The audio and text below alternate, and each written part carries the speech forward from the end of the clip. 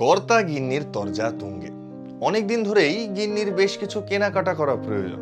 এদিকে আপিসের চাপে কর্তা কিছুতেই সময় করে উঠতে পারছেন না। রবিবার একটাই মাত্র ছুটির দিন, একটু সরু গা ছাড়া চালের ভাত আর কচি পাঁঠার ঝোল খেয়ে একটু গড়িয়ে নিয়ে উঠতে উঠতেই তো বিকেল পার। তারপর আবার সেই নিউ মার্কেট যেতে কাহা তক ভালো লাগে বলুন দেখি। অথচ গিন্নি একেবারে এক কাটটা, কেনাকাটা যা করার সব নিউ মার্কেট থেকেই করতে হবে। আর কথায় তো বলে নিউ মার্কেটে নাকি বাঘের দুধও পাওয়া যায়। অগত্যা কর্তাকে যেতেই হয়। নমস্কার, আমি শঙ্খ। চলুন পকেট হিস্ট্রির আজকের পর্বে আমরা বরং একসাথে একটু খুঁজে দেখার চেষ্টা করি সেই নিউ মার্কেটের ইতিহাস।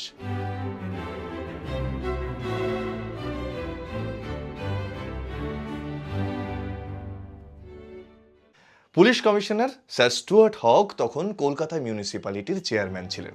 তৎকালীন কলকাতা শহরের মিউনিসিপ্যাল বাজারগুলো নিয়ে হগ সাহেব খুবই অসন্তুষ্ট হয়ে পড়েছিলেন। ইউরোপিয়ানদের কেনাকাটা করার জন্য ভালো বাজার তখন ছিল না বলেই হগ মনে করতেন। কেবলমাত্র দুটি বাজার ছিল উন্নত মানের, যেখানে ইউরোপিয়ানরা যেতেন। একটি ছিল টেরিটি বাজার এবং আরেকটি ধর্মতলা বাজার। কিন্তু এই দুটি বাজার নিয়েও হগ সন্তুষ্ট হতে পারছিলেন না কিছুতেই। এই দুই বাজারের মধ্যে ধর্মতলা বাজারে উৎকৃষ্ট মাংস পাওয়া যেত ইউরোপিয়ানদের পছন্দের আরো বেশ কিছু জিনিস। কিন্তু স্টুয়ার্ট হগের মতে বাজারটি বেশ অপরিসর, পরিবেশও একদম স্বাস্থ্যকর নয়। দোকানপাট অত্যন্ত গায়ে গায়ে, হাওয়া বাতাস চলাচলের রাস্তা নেই বললেই চলে। বাজারের আশেপাশে অন্যান্য অনেক বাড়িঘর, তাই হগের ঠিক মতো পছন্দ নয়। ইউরোপীয় লোকজন নাকি প্রায় এই বাজারটি আরো উন্নত করার জন্য আবেদন জানাতেন। কিন্তু তৎকালীন পুরসভার পক্ষে এ বিষয়ে কিছু করাই সম্ভব ছিল না। চৌরঙ্গী এবং ধর্মতলা স্ট্রিটের সংযোগস্থলে অবস্থিত এই বাজারের মালিক ছিলেন হীরালাল শীল। তিনি কখনোই ইউরোপিয়ানদের এই আবেদনে সাড়া দেননি। এখান থেকেই জন্ম নিল এক নতুন ভাবনার। তৎকালীন মিউনিসিপ্যালিটির ইউরোপীয় কর্তা ব্যক্তিরা একটি নতুন সরকারি বাজার তৈরি করার কথা ভাবলেন। নিজেদের মনের মতো করেই এই বাজার তাঁরা তৈরি করবেন। কিন্তু ভাবলেই তো আর হবে না, পরিকল্পনা রূপায়ণের জন্য তো চাই অনেক টাকা। 1866 সালে প্রাথমিকভাবে 1 লক্ষ টাকা ধার্য করা হলো এই বাজার তৈরির জন্য। কিন্তু ভালো করে হিসেব করতে গিয়ে দেখা গেল অন্তত 2 লক্ষ টাকা না হলে এই কাজ শুরুই করা যাবে না। কলকাতা শহরের মুখ্য অঞ্চলে জমি কিনে বাজার তৈরি করার খরচ হবে বিরাট। তাই স্থির করা হলো চৌরঙ্গি থেকে আরো খানিকটা পশ্চিমে সরে গিয়ে থিয়েটার হলের পাশে ময়দানের একটা অংশ নিয়ে নতুন বাজার তৈরি হোক। কিন্তু এই প্রস্তাবের বিরোধিতা এলো বিভিন্ন দিক থেকে। ময়দান হলো কলকাতা শহরের ফুসফুস, ময়দানে কোনো কিছু করা চলবে না। এরপর প্রস্তাব এলো ধর্মতলা বাজারটা কিনে নিয়ে তার খোল নলচে বদলে ফেলে নতুন সরকারি মার্কেট তৈরি হোক। সুযোগ বুঝে এবার দর কষাকষিতে নামলেন বাজারের মালিক সেই হীরালাল শীল। সেই সময় তিনি বাজারের দর হাঁকলেন 6 লাখ টাকা। মিউনিসিপ্যালিটির তো মাথায় হাত। 6 লাখ টাকা! হীরালাল শীল বলে কি? মিউনিসিপ্যালিটি 1.5 লাখ টাকার বেশি দিতে রাজি নয়। তারা শুধু জমির দাম দেবে, বাজারের সবকিছু তো ভেঙে নতুন প্ল্যান অনুসারে পুরোটাই নতুন করে হবে। কিন্তু হীরালাল শীল 1 পয়সাও কম নিতে রাজি নন। ধর্মতলা বাজার কিনতে গেলে কলকাতা মিউনিসিপ্যালিটিকে 6 লক্ষ টাকাই দিতে হবে। কাজেই হক সাহেব আবার নতুন করে ভাবতে বসলেন।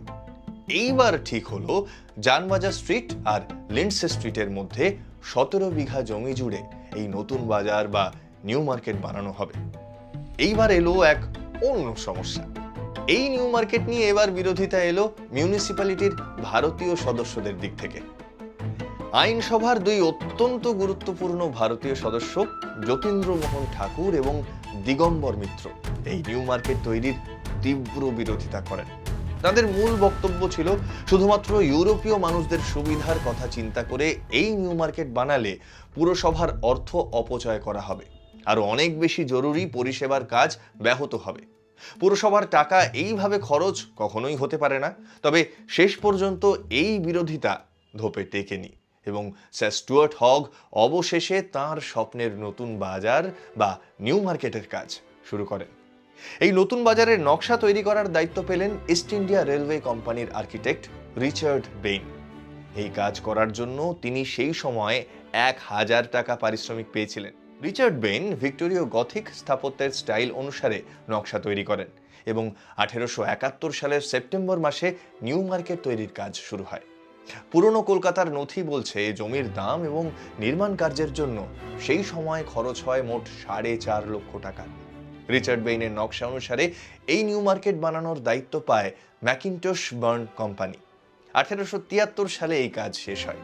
নতুন বছরের প্রথম দিনে অর্থাৎ 1874 সালের 1 জানুয়ারি জনসাধারণের জন্য এই বাজার খুলে দেওয়া হয়।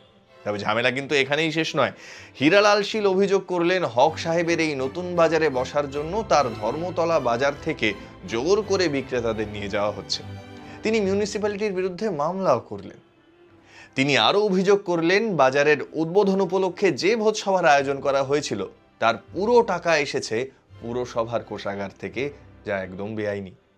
এই মামলায় যদিও হীরালাল শেষ পর্যন্ত হেরে যান, এর কয়েক বছর পর হীরালাল শীলের ধর্মতলা বাজারও মিউনিসিপ্যালিটি কিনে নেয়। বর্তমান যুগের দুই একনিষ্ঠ ইতিহাস চর্চাকারী কৌস্তুভমণি সেনগুপ্ত এবং অনিরুদ্ধ সরকারের গবেষণাধর্মী লেখা থেকে আপনারা এই তথ্য পেতে পারেন। আজও এই আধুনিক কলকাতার এক অন্যতম গুরুত্বপূর্ণ দ্রষ্টব্য স্থান হলো এই হক সাহেবের নিউ মার্কেট, যা এককালে হগ মার্কেট নামেও পরিচিত ছিল। আমাদের আশেপাশে ছড়িয়ে থাকা ইতিহাসের বিভিন্ন টুকরো নিয়ে এভাবেই আবারও আগামী পর্বে আমরা ফিরে আসব। পাশে থাকবেন আর এই চ্যানেলটি সাবস্ক্রাইব করবেন যদি ভালো লেগে থাকে তবেই। ভালো থাকবেন সকলে। আগামী সপ্তাহে ঠিক এই সময় দেখা হচ্ছে।